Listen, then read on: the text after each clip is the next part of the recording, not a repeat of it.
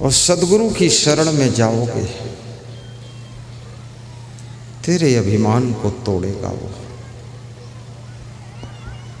और अभिमान के टूटते ही तू अपने मन को और अपनी इंद्रियों को जीत पाएगा। सदगुरु की तलाश करो। कहते हैं वो विद्वान व्यक्ति सदगुरु को ढूंढने निकल पड़ा और माँ से पूछ लिया कि इस समय काशी में सदगुरु कौन है। तो माँ ने कहा जो सदगुरु है उसका नाम कबीर है। कबीर के अलावा इस समय काशी में कोई सदगुरु नहीं। कबीर को ढूंढो। ढूंढते ढूंढते ढूंढते ढूंढते महीना भर हो गया, सदगुरु नहीं मिला। कितने लोगों को शादी ढूंढते ढूंढते 5 साल हो जाते हैं, न लड़की मिलती है न लड़का मिलता है, सेटिंग ही नहीं बैठती। तो सदगुरु ढूंढने में 1 महीना निकल जाए तो कोई खास बात नहीं। सदगुरु तो बहुत बड़ी चीज है।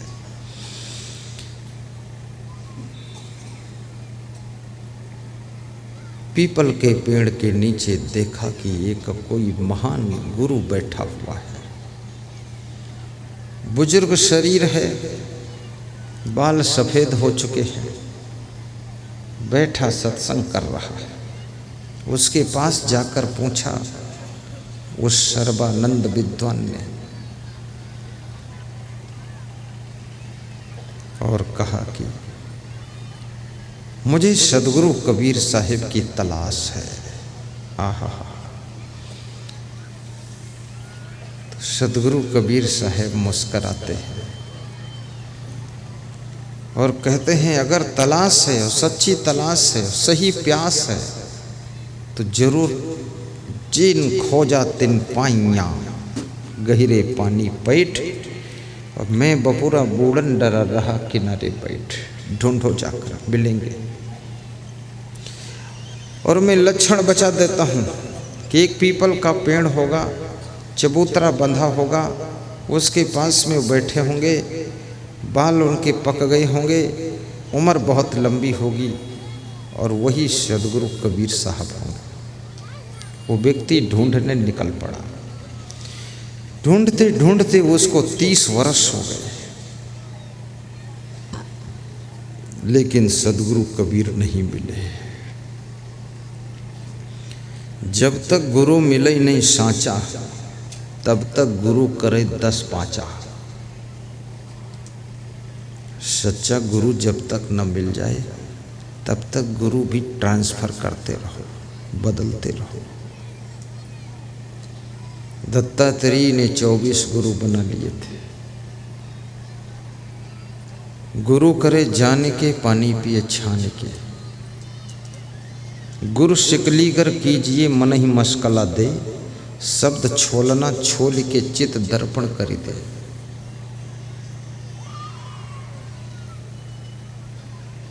तीस वर्ष के बाद ढूंढते ढूंढते वो नवयुवक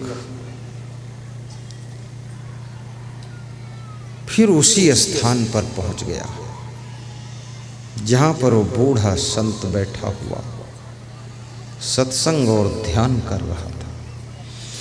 और उससे पूछा कि महाराज 30 साल हो गए ढूंढते ढूंढते, जो लक्षण तुमने बताया था वो कहीं मिला ही नहीं। और गौर से देख रहा हूं तो पीपल का पेड़ तो यही है, बाल तो आपके ही हैं।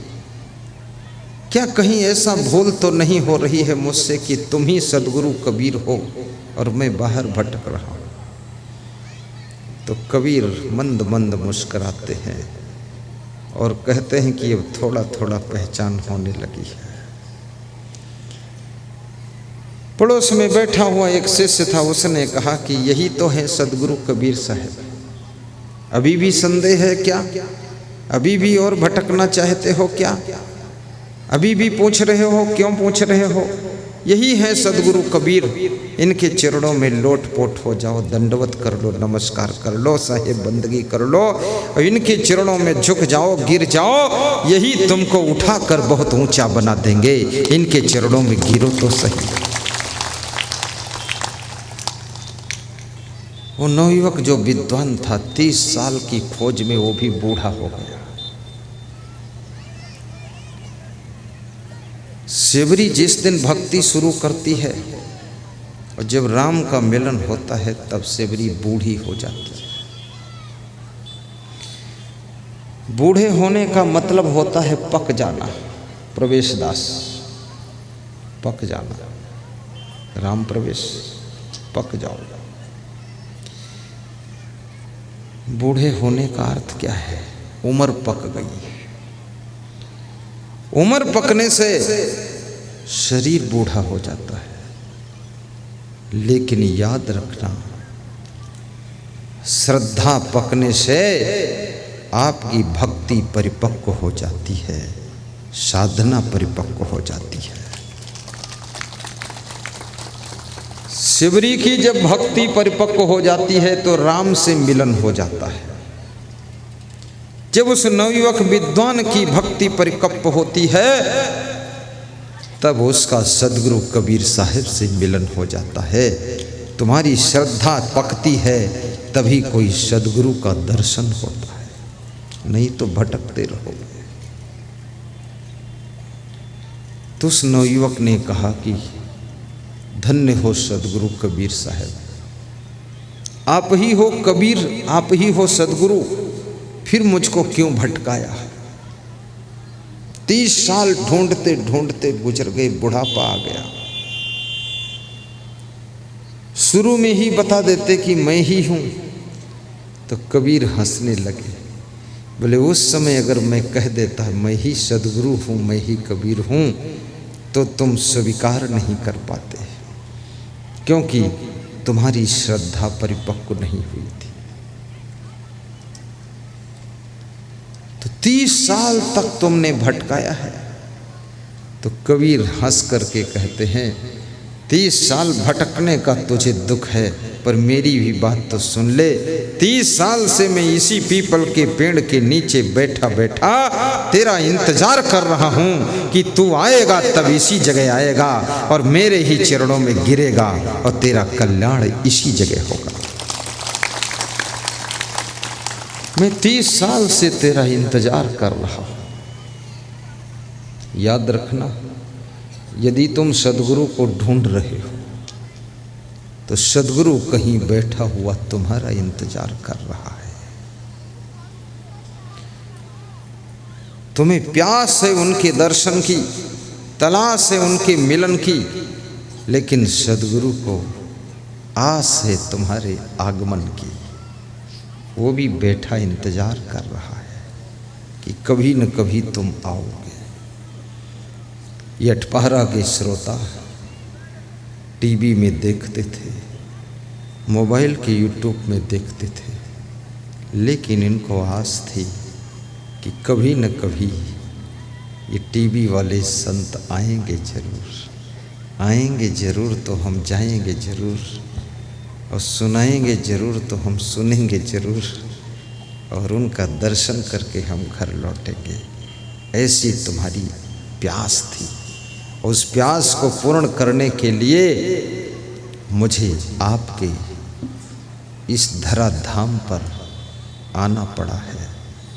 धन्य है ये धरती। पूर्व इतिहास में न जाने कितने ऋषि मुनियों ने यहाँ तपस्या किया होगा, इसलिए इतना बड़ा ये धार्मिक मेला यहाँ पर लगा हुआ है। जो यादें हमें आपको नहीं है, और सद्गुरु मिल जाए जीवन बदल देता है।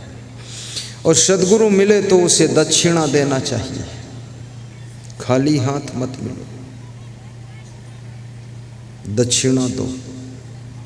और दक्षिणा में सबसे श्रेष्ठ दक्षिणा है, आप सदियों से पली हुई, वर्षों से बनी हुई बुरी आदत को अपनी बुराई को, अपने व्यसन को, अपने दुर्गुण को गुरुदेव के चरणों में दक्षिणा के रूप में समर्पित कर दीजिए, तब गुरुदेव का पूर्ण आशीर्वाद मिलता है।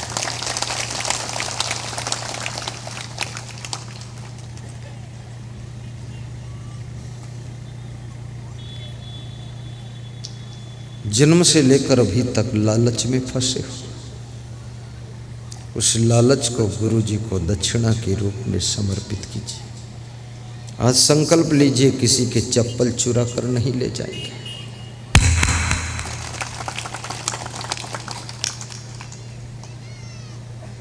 बचपन से गंदगी करते रहते हो, जहाँ तहाँ, यहाँ वहाँ, कहाँ। आज संकल्प ले लो, इस गंदगी करने की आदत को दक्षिणा के रूप में गुरुदेव आपके चरणों में भेंट करता हूँ। अब कभी गंदगी नहीं फैलाए, यही दक्षिणा दे दो। बचपन से बहुत गुस्सा आती है तुमको माँ बाप के ऊपर, सास ससुर के ऊपर, पति के ऊपर, पत्नी के ऊपर, बच्चों के ऊपर, क्रोध पर क्रोध करते जा रहे हो। आज अवसर है, गुरु के चरणों में आए हो, अपने क्रोध की ज्वाला को गुरुदेव के श्री चरणों में दक्षिणा के रूप में समर्पित कर दीजिए। ये गम खा लूंगा गुरुदेव, सहन शक्ति बढ़ाऊंगा।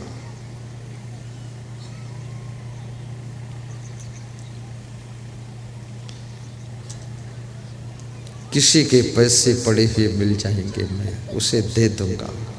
किसी का मोबाइल मिलेगा, दे दूंगा। किसी की चैन पायल मिल जाएगी, दे दूंगा।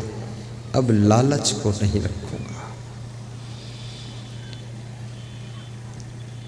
हे गुरुदेव, भाई के साथ भी बेईमानी नहीं करूंगा। भाई का हिस्सा भाई को, हिसाब पाई पाई का, और भाई का हिस्सा भाई का।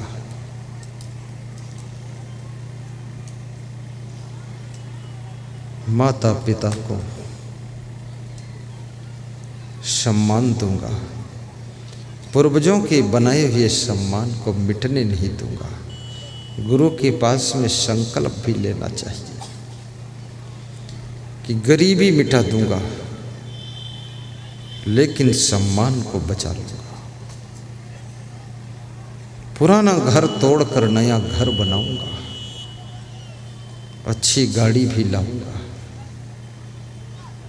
और गुरुदेव, मन बड़ा कंजूस है, आपके चरणों में संकल्प लेता हूँ कि आज से थोड़ा थोड़ा दान करना भी शुरू करूँगा, ताकि ये लोभ जो पाप का बाप है, इसको मैं मार सकूं।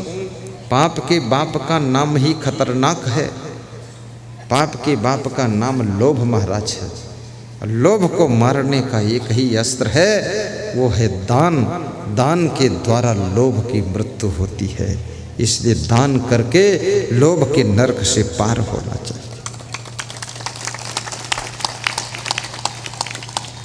अभी हमारे वकील साहब रास बिहारी शर्मा जी कह रहे थे कि एक दिन की मजदूरी दान कर दो हरिद्वार कुंभ में, 300 रुपये पाते। एक दिन की मेहनत दान कर दो, एक दिन का वेतन दान कर दो। वास्तव में दान लोभ का काल है। जब भगवान श्री राम ने बाली का वध किया, बाली के पुत्र अंगद को युवराज बना दिया, सुग्रीव को राजा बना दिया। रावण का वध किया तो विभीषण का राज तिलक कर दिया। कृष्ण भगवान ने शिशुपाल का वध किया तो महिपाल को राजा बना दिया। जरासंध का वध भीम के द्वारा करवाया तो जरासंध के पुत्र को राज तिलक करा दिया। कंस का वध किया तो कंस के पिता उग्रसेन को राज तिलक कर दिया। भगवान वही बन सकता है जो राक्षसी प्रवृत्तियों का वध करता है और लोभ बिल्कुल नहीं करता है, जो अभिमान को मारता है और लोभ को जीतता है, वही भगवान बनकर तैयार होता है।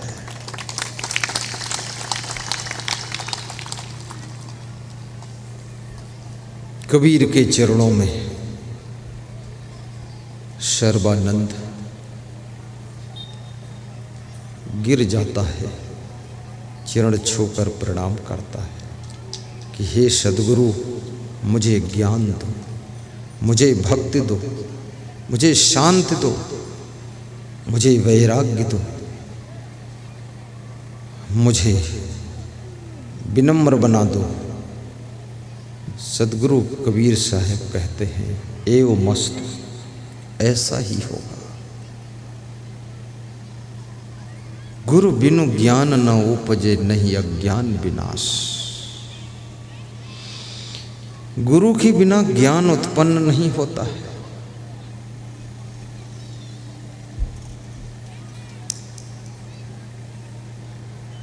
गुरु बिनु ज्ञान न उपजे, नहीं अज्ञान विनाश। ऐसे गुरु की मैं वंदना करता हूं। संतो भक्ति शतो गुरुवाणी, संतो भक्ति शतो गुरुवाणी। हे संतों, भक्ति कोई सद्गुरु की कृपा से मिलती है। और 3 चीजें दुर्लभ हैं संसार में। मानुष तन सद्गुरु मिलब, मोक्ष हुई इच्छा होय। दुर्लभ तीनों परम है, पाए सुयोग न खोय। कौन कौन 3 चीजें दुर्लभ हैं? एक तो मनुष्य शरीर का मिलना। मनुष्य शरीर का महत्व है, क्यों? इसमें स्वतंत्रता है, मनुष्य शरीर में अधिकार है, मनुष्य शरीर में विकसित बुद्धि है,